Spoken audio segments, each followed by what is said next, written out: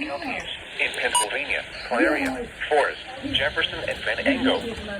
The National Weather Service in Pittsburgh has issued a severe thunderstorm warning for northeastern Venango County in northwestern Pennsylvania, northwestern Jefferson County in west central Pennsylvania, northern Clarion County in west central Pennsylvania, Forest County in northwestern Pennsylvania until 8:45 p.m.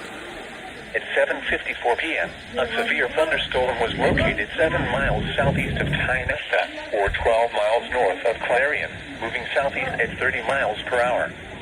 Hazard, wind gusts to 60 miles per hour and quarter-size hail. Source, radar.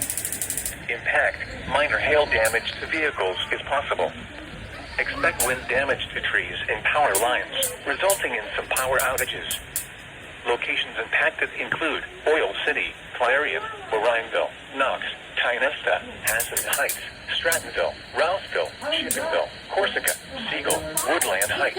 This includes Interstate 80 in Pennsylvania between mile markers 56 and 74.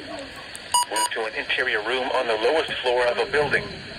Please report severe weather by calling 412-262-1988, posting to the National Weather Service Pittsburgh Facebook page, or using